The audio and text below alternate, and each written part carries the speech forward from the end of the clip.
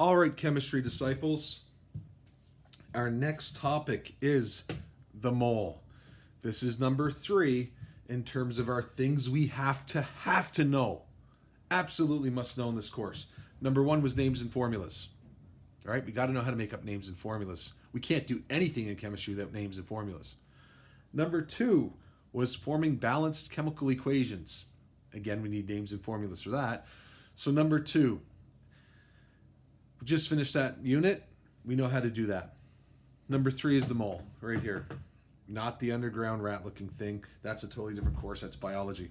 In chemistry, the mole is something else entirely. Now, you can see here our notes from the class are up in the top corner as always, and I'll be writing calculations or diagrams or whatever down here on the whiteboard. You can see here I have it also known as the most terrifying, horrific, scariest concept in chemistry ever. It can be, right? Numbers sometimes scare people. We're going to be dealing with numbers here. Some of them are quite large, but the math is very simple. The understanding is very simple. And once you understand this, you go, oh my God, how could I ever struggle in that? Or how do other people struggle in that? It seems so easy once you have an understanding of it. So let's work today. If you have any questions, of course, ask me through Edsby or comments on this video, and we'll go from there. But I think we can get this. So let's go through. All right, so what is a mole? A mole is a specific amount, all right? So it's a word that means a specific amount of something. And that amount is this number. It's 602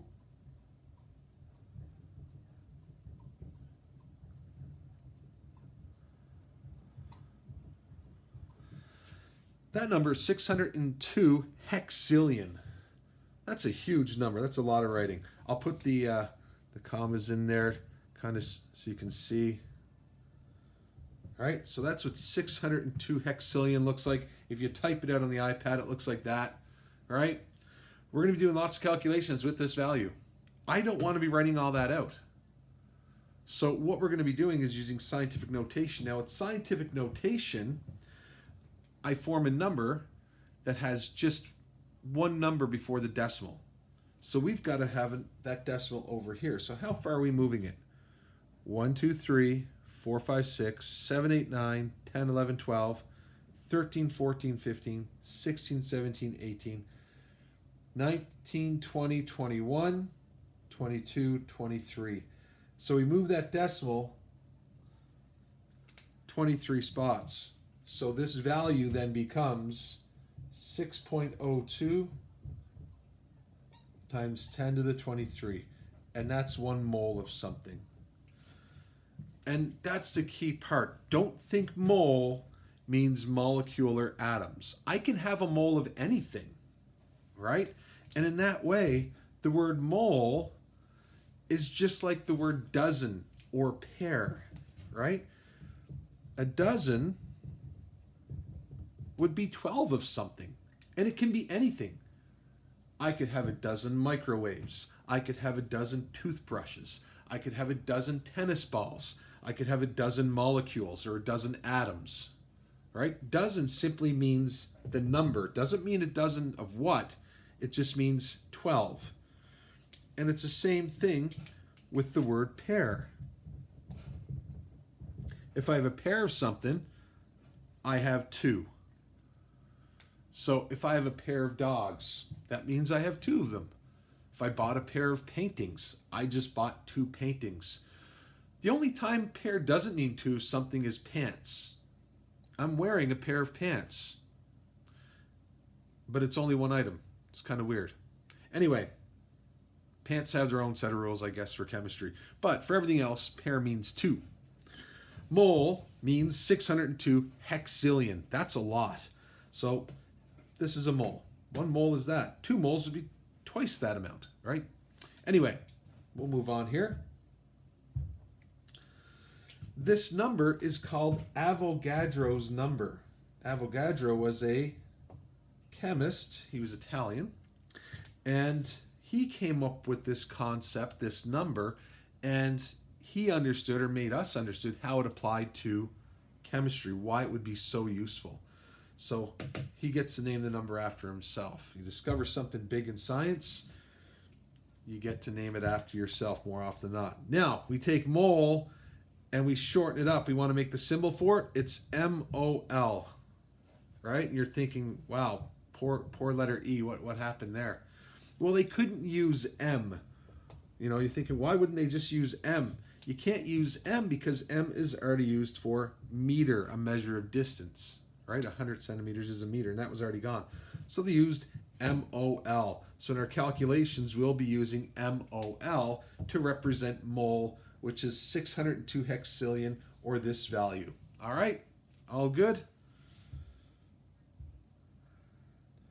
So what's so good about the mole? Why do we care about the mole?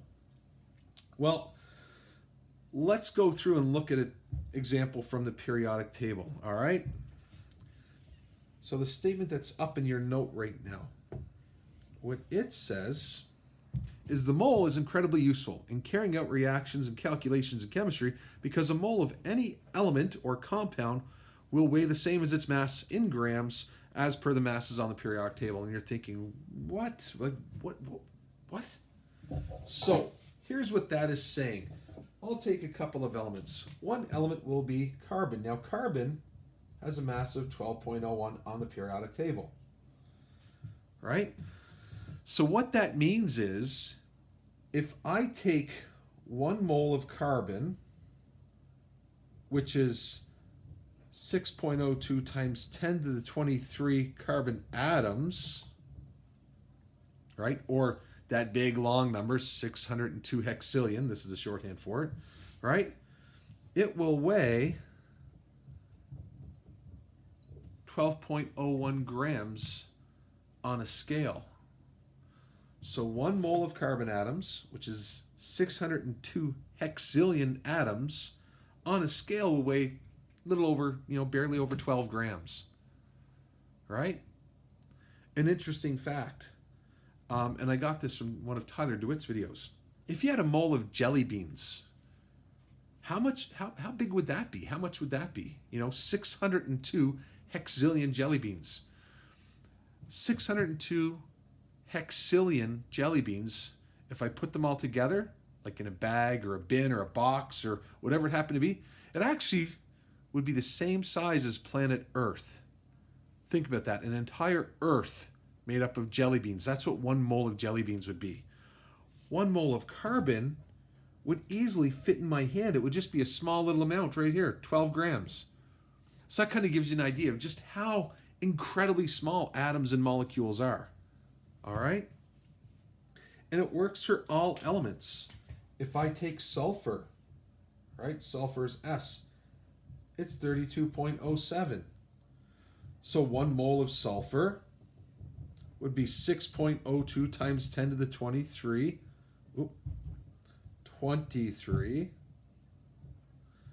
atoms of sulfur. And that one would weigh, on the periodic table, I go and I look at the mass for sulfur, it's 32.07. So if I put that on a scale, it would weigh more. It would weigh 32.07, more than the carbon. Now, why is that? Well, if I look at carbon, right, and you know about subatomic particles, protons and neutrons and electrons, well, we know that the protons and the neutrons are where all the mass is. Electrons basically have no mass. So if we look at carbon, it has 6 protons and 6 neutrons. That's why its mass is 12, right? So it's a decent sized atom. It's not huge. But if I look at sulfur, sulfur has 16 protons and 16 neutrons. Not to mention more electrons than carbon as well. But we can see here, there's more stuff making up this atom. There's more stuff, less stuff making up that one. So if you have more stuff making you up, more matter, and matter has mass, then you got to have more grams than the other thing. More matter, higher mass. Less matter making up your atoms, less mass. And this works for every single element on the periodic table. If I take 1 mole of any element, and I want to know how much that would be if I could put it on a scale, 1 mole of those atoms, I would look at the atomic mass on the periodic table. All right? And so that's really, really important, right? So here's my example there with the carbon. It also works for molecules. So I'll erase this very quickly. If we were to look at water, good old dihydrogen monoxide, and we wanted to go, okay, well, what's in a mole of water? So 1 mole of water would equal 6.02 times 10 to the 23rd, so 602 hexillion molecules this time, because water is not an atom, it's a molecule. It has 3 atoms bonded together, 2 hydrogens and an oxygen. So it would be 602 hexillion molecules, or 6.02 times 10 to the 23 molecules in 1 mole of water. Well, how much water would that be? Like a mole of jelly beans made up an entire planet. What would the water be like?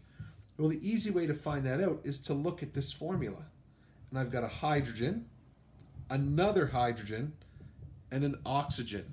And just like before with carbon and sulfur, I'm going to use their atomic masses. 1.01 plus 1.01 plus 16. And that equals 18.02 grams. That's not a lot. 18 grams of water is that easily fit in a glass. I've got a glass of water right here. Might be a mole in there. Actually, that's probably got more than 18 grams in it.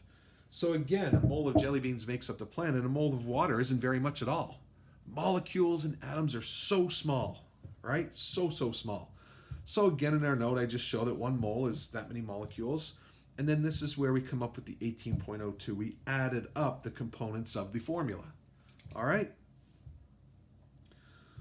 So, how does this apply to what we know, right? How does this apply to something we've already learned? Because this is brand new to me and you, right? So, this is new stuff today. How do we relate this back to stuff we already learned, not learnt? And how does it make sense of things? So we learned in grade 10, maybe earlier, but I know at least in grade 10 you got to balance equations because of the law of conservation of mass. And we talked about that again in this course, all right? So let's look at a simple reaction, okay? So if I said, hey, let's use some hydrogen gas and some oxygen gas to make water, and you wrote that, I'd say, hey, that's a great formula. So is that, and so is that. That's awesome. Formulas are the number one thing we have to know. Now, you'd also get a mark taken off because you'd say, well, hydrogen's following the law of conservation of mass or matter, and so is this. There's 2 going out and 2 going in, so what goes in must come out. The oxygens aren't following that rule, so I'm going to put a 2 here.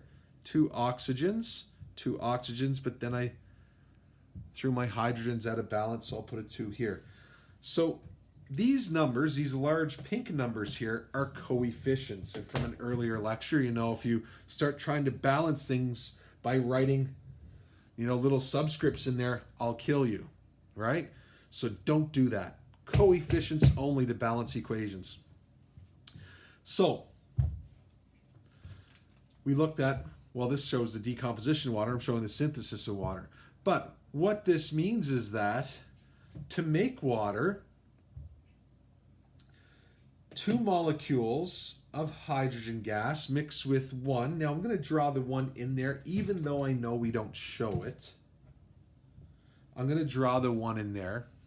So 2 molecules of hydrogen gas combined with 1 molecule of oxygen gas to give us 2 molecules of water. And this will be a liquid, right?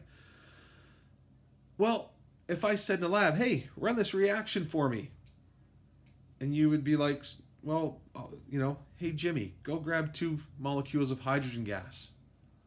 Go grab 2 molecules of oxygen, or 1 molecule of oxygen. Show me the 2 molecules of water you just made. You'd look at me like I was crazy. How am I going to show you just 2 water molecules? How am I going to carry just 2 hydrogen molecules? I can't do that. They're so incredibly small. This is the right equation. This is the right recipe to make water, but I can't. These little molecules, I can't handle 2 molecules of that, 1 molecule of that, and then show you 2 molecules of this. So this is where this chemistry comes into play. All right? So this is why the mole is important. It makes these molecule values tangible in chem work, right? Tangible means I can see it, I can feel it. There's mass to it. I can see that amount. So let's do a quick little thing here. So the key is this. These coefficients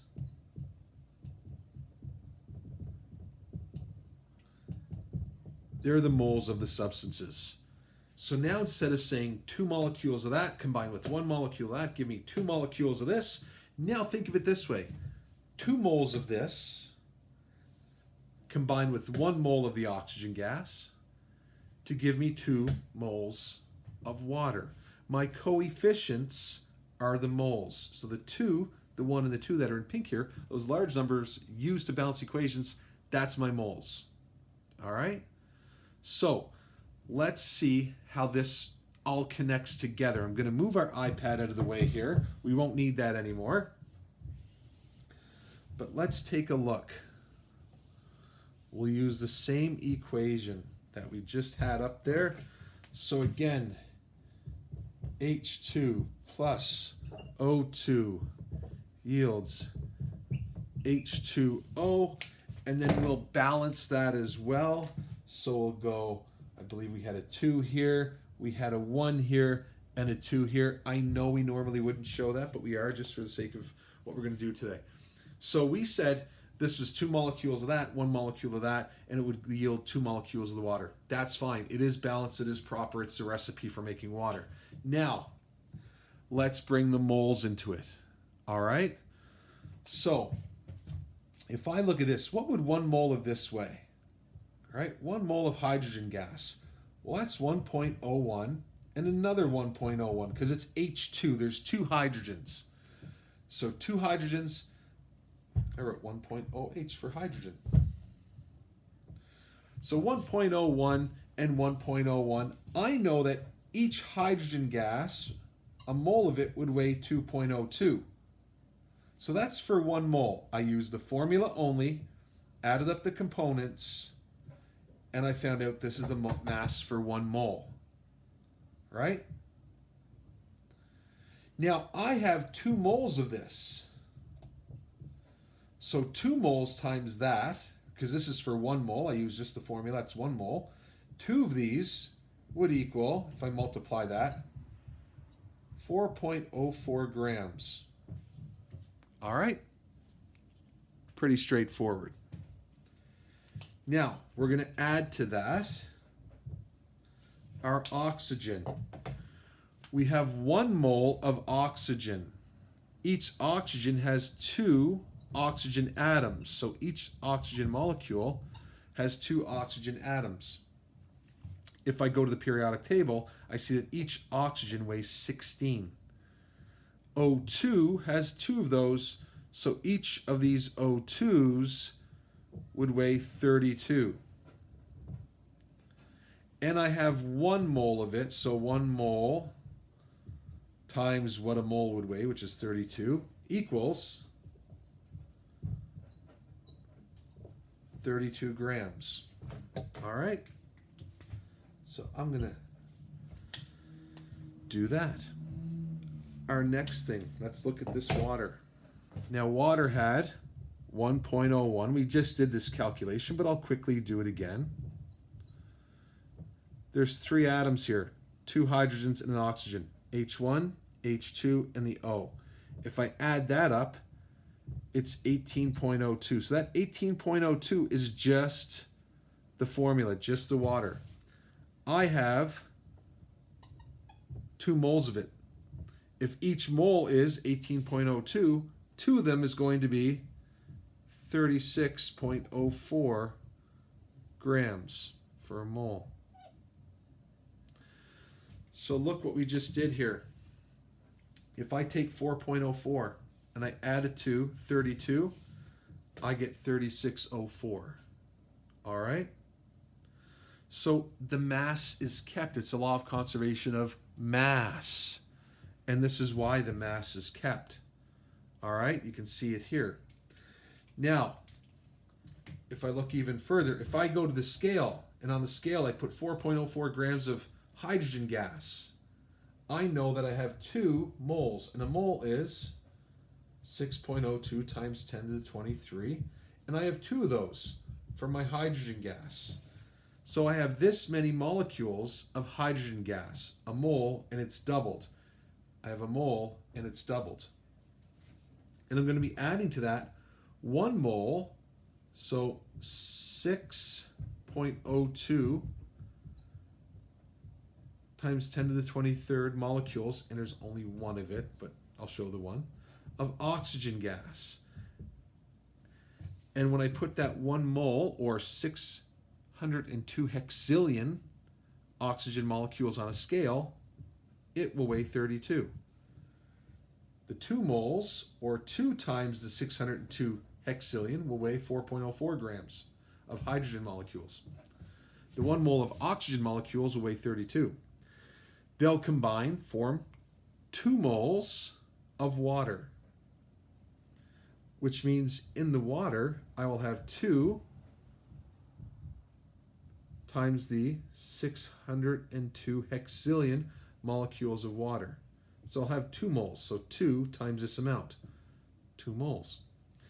And that will weigh 36.04 grams. That's my mass of the water. All right? Something very interesting. And the reason for that is, and why this is, a cool thing is, I can handle 36 grams. When I originally read this, it was 2 molecules. I can't see or handle that. I can't weigh it out. I can't manipulate it. 36 grams of water, I can manipulate. 4 grams of hydrogen gas, I can manipulate that. I can see that. I can hold it. It's tangible. Right? 2 molecules, I'm not. I can't do anything with that. I can't see that. Oxygen, right? 1 molecule. Oh, Janice, can you go grab me 1 molecule of oxygen, please? I'd like to run a reaction. That's crazy. But if I said, hey, Janice, can you go get 32 grams of something? That could be weighed out. I can see that. And that's where the mole is very useful. It takes these balanced equations that are in molecules and atoms and transforms them into masses that I can see and manipulate in the lab. And because I know the link now between moles and mass, I know roughly how many molecules are in there. I know if I take 32 grams of oxygen gas from a tank, I know there's 602 hexillion oxygen molecules. If I take 4.04 grams of hydrogen gas from a tank, I know there's twice 602 hexillion molecules of hydrogen in there. And if my product ends up being 36.04 grams of water, I know that I'll have 602 hexillion, double that, whatever that happens to be. That's how many water molecules I will have in there. All right? Anyway, that's our first mole talk. There will be another one coming up shortly where we start to do conversions and going from moles to number of particles and mass and the real cool stuff that we're going to be doing in the lab. And we're going to talk about eggs. Anyway, I'll see you soon. If there's any questions about this, please ask in the comment section of this YouTube video, or even better, contact me through Edsby. All right? Hope you enjoyed the talk. Hope it made it a little bit clearer. Talk to you soon.